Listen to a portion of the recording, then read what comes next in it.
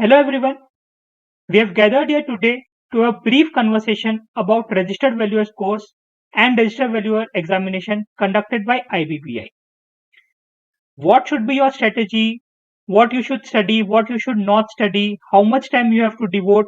Such kind of hundreds of questions keep pouring to me every day by various members. Okay. So what I thought is instead of me keeping on answering these questions or giving my suggestions because each student is different and every student's experience is different by itself. So today what I thought is to bring the live experience of few of the valuers who have recently qualified this examination. Before starting our session today, I would like to wish all of you a happy Saraswati Puja and may Lord Saraswati bless all of you with lot of knowledge and wisdom. To begin the session, I am your host for the day. I am qualified chartered accountant in 2009. I've also cleared my valuer examination as well as IP examination. So what do you expect out of these examination of registered valuer? This is a 100 marks MCQ based examination. Passing marks is 60 and every wrong question that you answer, that is like every question that you answer wrongly, there will be a negative mark of 0.25, which makes it a really difficult examination.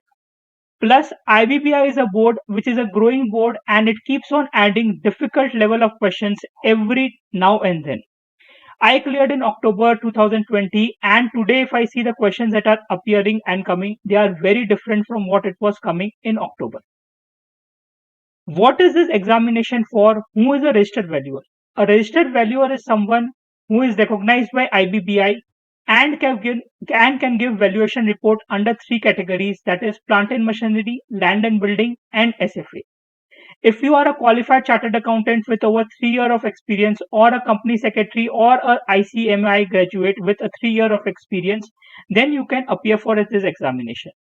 You have to undergo a 50 hours of training and post that you can register with NISM and appear for this examination.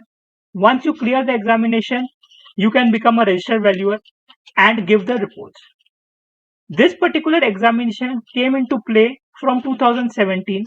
The main purpose of IBBI was to bring legality, accountability, and more sustainability to the profession of valuers. So, without wasting any much time, I would like to introduce you to our guest speaker. First, Sudipta Mukherjee.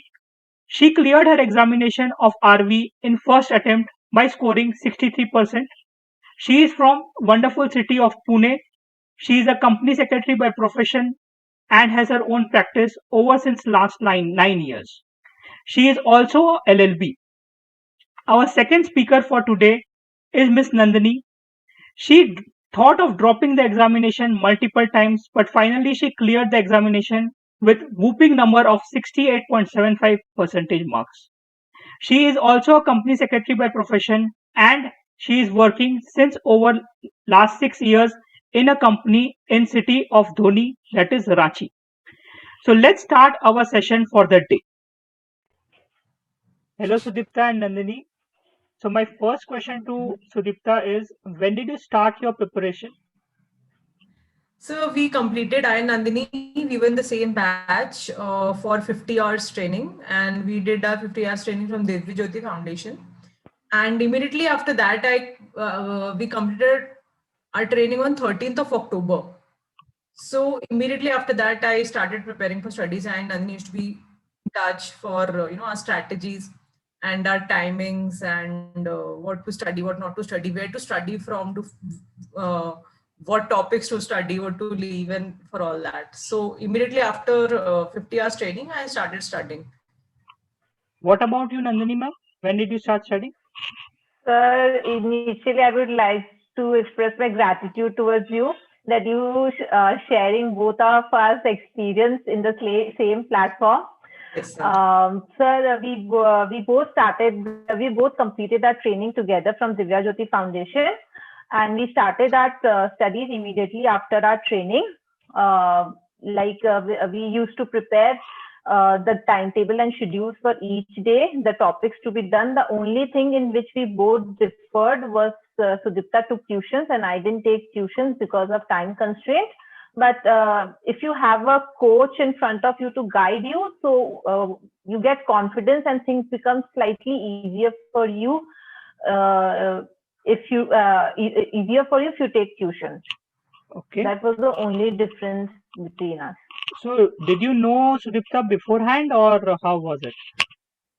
No, so actually I spoke to No, you, and you only were the no, one who, to let me know that there are classes available. So I took Abhishek sir's class for that, and it had really helped me initially to get confidence and to clear the concepts. But then even after that, self studies though are non-compromisable. You have to study by yourself a lot. You have to do a lot of YouTube searches, Google searches, clear your concept, clear your basics, and then only you'll be able to proceed. So Sudipta, how much time did you devote, and how was your preparation strategy and all? So initially, I used to, after completing my training, I used to devote like 6 to 7 hours a day. But then after I put my slot for December, I completed my training in October, and I booked my slot for December. I thought, okay, I'll complete the syllabus and I'll just go ahead and prepare for the exam. But then I realized that the syllabus is huge. It's like a sky. It's limitless, and I have a lot to do. So then I started. I used to study for 14, 15 hours a day for like a month and a half after my training. And 15 days before the exam, I used to sleep for only 4, 5 hours and study for the rest of the time. So I left my practice for the time being. I left my family, my work, everything I left for the exam. So that much amount of preparation I had to give in. So what about you, Nandini ji? How much time did you devote to the preparation? sir, after training, I studied. I used to give 5 to 6 hours a day, but I used to focus more on the PPTs which were shared during the training time and on the MCQs books. So my high priority was the MCQ books. But but I don't think so that strategy will work, because one should not spend more time on MCQ books and sit for the exam. So I would suggest, rather than spending more time on MCQs, one should spend time on IBBI study material and ICSI study material more. Okay. So Sudipta ji, what was your strategy for examination? How did you prepare? How did you study? Which topics you chose? Which topics you thought to drop? What was your strategy for the preparation? My initial strategy was to complete the whole syllabus once. Then after time I did my syllabus once, I finalized the material ki haan, bas I have to study only from this. I printed out notes. I made myself, I made markings in my notes because it's very difficult for me to study from computers. So I took a lot of printouts. I finalized my notes. Then my initial strategy was to complete the whole syllabus at least 4 times. But then due to lack of time, I could only do it thrice. So if you have time, I would suggest to go through the entire syllabus, learn the syllabus by heart at least 4 times. Because in exam, at least 10 to 15 questions you will get that you will not be able to attempt, that you feel will be very, very tricky. But then if you study the entire portion at least twice or thrice or whatever 4 times, you will know where the question has been twisted. And for practical questions, I used to practice from the starting only from in open office. So as you know, in exam only open office is allowed. So Excel was of no use. So I started practicing in open office itself. So that was my initially my strategies to complete the syllabus at least 4 times. I could not, but that was my strategy. And how helpful were the tuitions? It was, yes, it was helpful. It helped me to gain confidence, to clear the basics, to have a very clarity of topics, of especially practical topics. It helped me a lot. Okay, great to hear that. So Nandini ma'am, what was your strategy for preparation? Sir, after those MCQs, I changed my strategy. It was like first I think one should become an active member of various study groups, because through that only I was able to contact you and you gave us a vision to how to study and from where to prepare. So one should be an active member of these study groups and maintain a register of all the new MCQs and the new case studies which are being discussed. Secondly, I divided the entire syllabus into 3 categories. So my first category was the case study portion, in which 20 marks is in your hand if it is under your control. And in category 2, I have put just 5 chapters. Those 5 chapters are easy and you have a particular material for it. Like for finance and financial statement analysis, you can refer to ICAI material. It is very good. For code of conduct and IBC code, you have the BEAR Act available. For fixed income securities, you have ICSI material. It covers almost everything. And for economics, again, ICSI material is good. So for these 5 chapters, you have a limited material to study from. And then comes the category 3. Because I'm a company secretary, so I focused more on chapters which are law based, like Transfer of Property Act, SARFAESI, Stamp Act. I studied more of these chapters and tried to make my total to 60. So my core strengths were these chapters. Okay, so now main question to Sudipta, how did you feel when you saw 63 on your screen? What was your instant reaction? How did you feel that? Matlab, I was actually very happy. I was so overwhelmed. I could not speak for a good half an hour or 1 hour. I was really overwhelmed. I was like, I used to visualize 63 marks when I used to sit quietly after my preparation. So it was like exactly what I had visualized. So that's one thing. And then the second thing is I had taken an enormous amount of stress to clear the exam. I used to only breathe, eat, drink, do everything by book. So I had no life for like 2 months. I completely immersed myself in studies. So it felt I like it was a great relief ki haan bas that's it. I don't have to study now. I am a free bird. I'm a free person. I can do whatever I want. So that is it. I would not advise anybody to do that because it's mentally extremely taxing. It is extremely taxing. I wish I had not done that because it affected all my life things like my work, my family life, my practice, my health, everything. and how was the So support of your family in this particular I period? had a lot of support in my family because without that, it's very difficult to do it to clear this examination because you got to put everything you've got mentally, physically, emotionally. You have to go all in. I treated it like a do or die situation for me. I had it ki I have to clear. Like I did not have in mind ki I have to clear it in first attempt, but then I had to clear. I had in mind ki I have to clear anyhow, maybe first, second, doesn't matter. I had to clear. So it was luck that I got through in first attempt. I got 63 in first attempt. So it was like, it felt extreme. I was extremely relieved. More than happy, I can say I was relieved. It was like a do or die situation for me. And which books did you refer to? Mainly ICSI material I had referred, but a lot of YouTube searches also. I had made my own notes. Google searches also the topics which I did not feel comfortable, which I did not get. I used to do YouTube searches and then I used to make my notes, my personal notes writing. So I had like 2, 3 registers full of notes.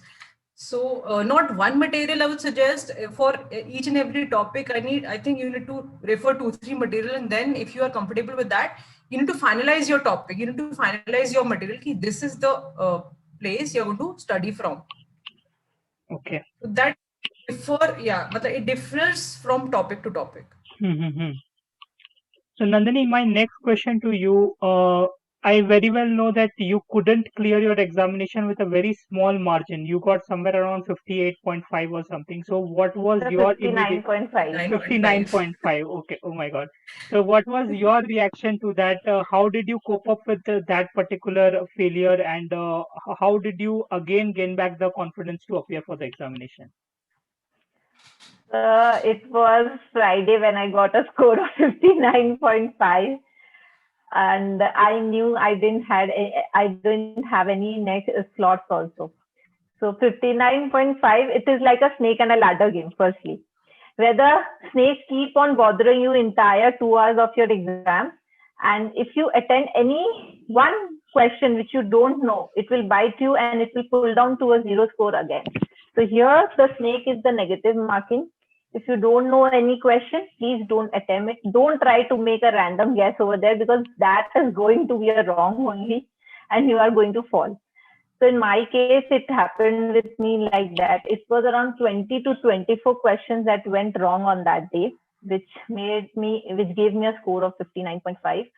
But at the same time, I will say that score was a boiling one, because every day in the morning I used to see that score and used to energize myself in such a way that in next time when I'm going to spit, that 24 negative marks is going to come down to one digit and I'll make it sure.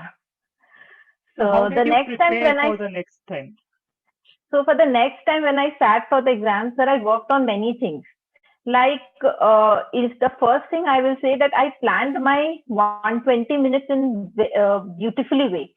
Like, I reached the center 5 minutes before, and I said the coordinator had to open the open office tab beforehand, because one day what happened when during the exam, when I asked that person to come and open the tab, my exam screen went away. So I will suggest that reach the exam center 5 minutes before and ask the coordinator to open the open office tab beforehand. And I started writing questions from 1 to 83 on a piece of paper. When I started my exam, supposing I know question number 1, I gave myself a score of +1 for that. And suppose in question number 2, I don't know, I gave myself a score of -0.25 for that. And like this, I continued. Now in valuation exam, what happens? They can throw the case study anytime. They don't mention it when they will throw the case study to you. So supposing if the case study comes to you in question number 7, so write down in the piece of paper that in question number 7, a case study is going to come. And if supposing there are 4 question case study and you're attempting just 2, so give yourself a +4 marks for it. And if you're not attending it, then give yourself a 0 for it. Like this particular strategy of mine worked till 60 minutes. After 60 minutes, in my last attempt, I was coming around 51. Like all the +1s were coming to 51, and I was still lagging behind with the 9 marks. Then I went to -0.25 questions, which were 20 in my hand, and I have to make selection from those. So in those 20, I unticked 5 questions, and I've selected just 15 questions from it, in which I was 80% sure that it will not go wrong.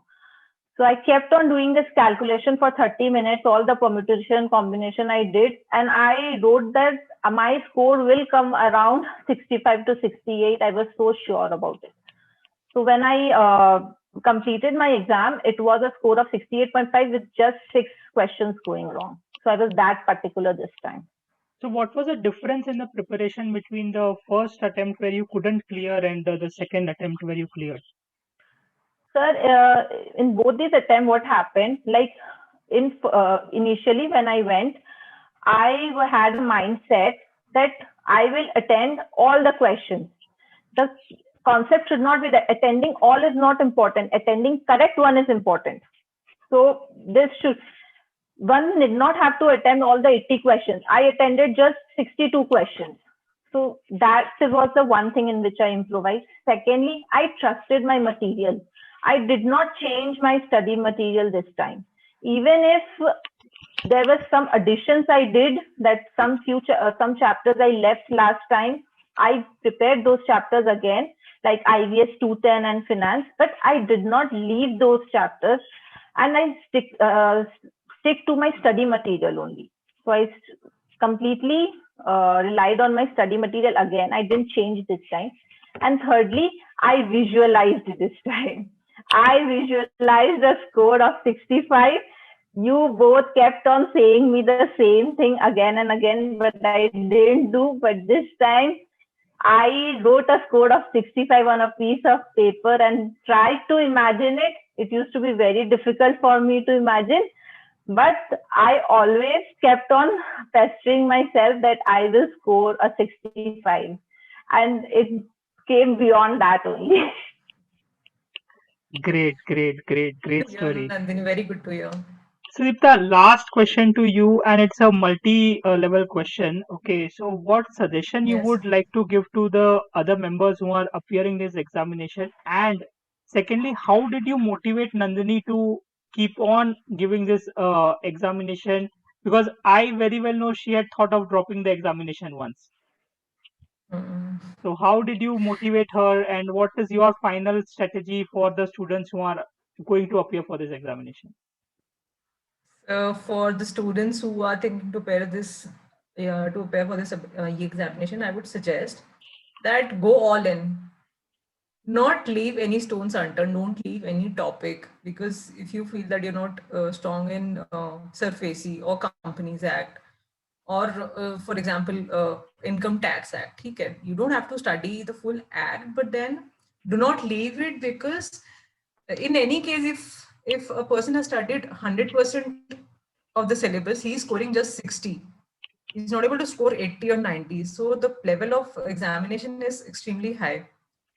And if you have completed the syllabus once or twice maybe, so you choose a month and you book several number of attempts in that month only, because with each passing month the question bank is increasing and the level of examination is going up. The examination is leveling up, whether you are preparing for that or whether you're not, you cannot help it. So I would suggest कि start complete the syllabus at least 4 times. Have an exact picture कि हाँ इस act में ये है, इस act में वो, especially for IBC. You have to have complete picture of the procedures and the provisions and the days and the dates and the limitations. So I would suggest complete the syllabus at least 4 times. Keep 5 days before examination for your revision only.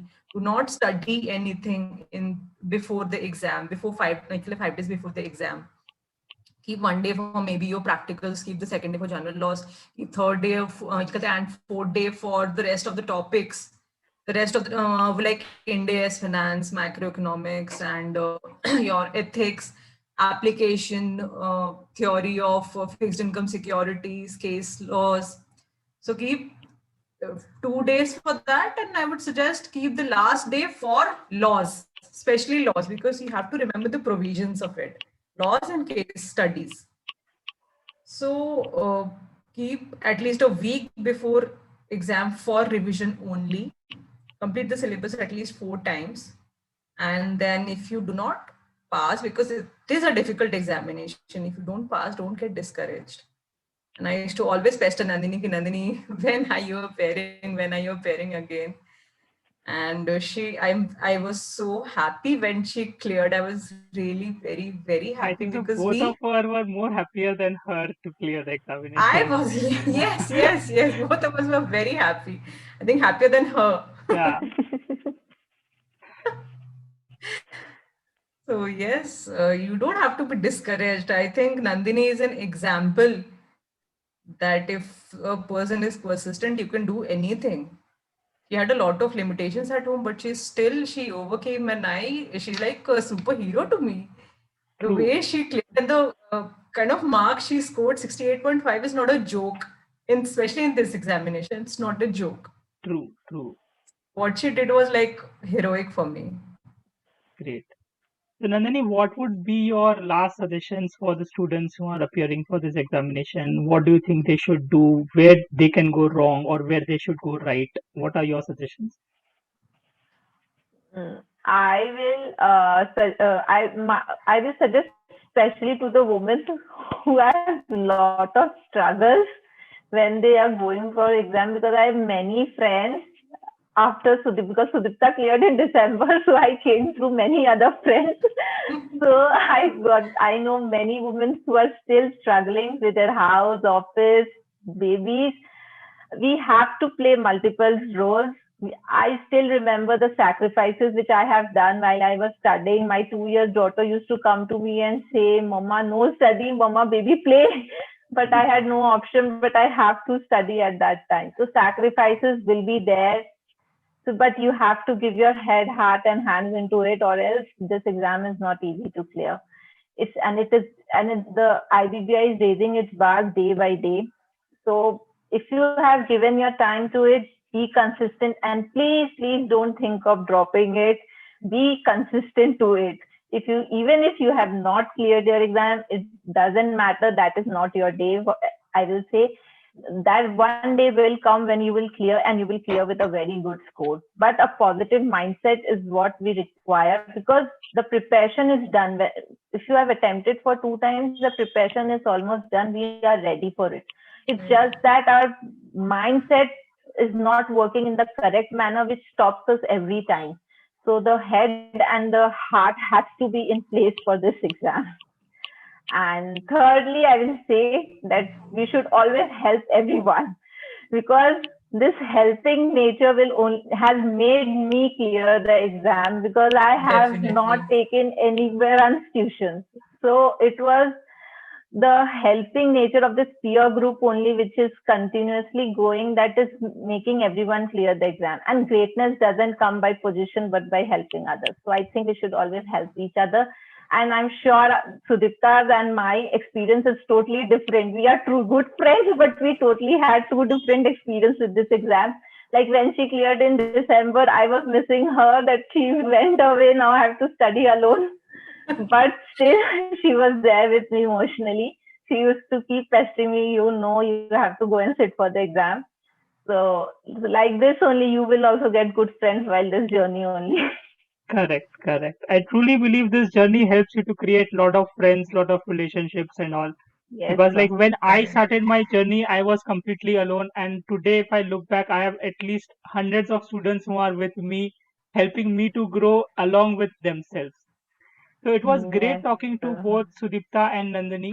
So just to conclude the today's session, I would just like to club all the points which these two members have brought to us. One thing is trust your material. Do not plunge into MCQ directly. First study your theory and then only start with the MCQ. Second point, what I would really like every member to focus on is please cover 100% of the syllabus. Do not think that surface is a too boring act or RBI is a too boring act. I will not study. You are going to leave 10-15 marks of questions which are from the topics which you have studied already. So leaving those questions and then leaving some marks will just dishearten you if you score somewhere between 58 to 60. Okay, so please do not leave any mark. IBBI is raising its bar and it is making the examination difficult day by day. And lastly, have a positive outlook, have a positive mind. If you could not clear in the first attempt, we surely wish luck for every member to clear in the first attempt. But if you can't clear, then don't get disheartened, don't drop out. Just study once again, motivate yourself, keep a number in mind that you want to achieve this particular target. See yourself as a registered valuer. It's a great profession, it has great prospects in the future. And please clear the examination. We all will wait for a good marks for you. Thank you everyone for listening to our today's Thank you, webinar. sir. Thank you so much for Thanks having us. Nandini ji, thanks Sudipta ji. Thank you. Thank you, sir. Thank you, sir. Thank Thank you you. so Thank much. you.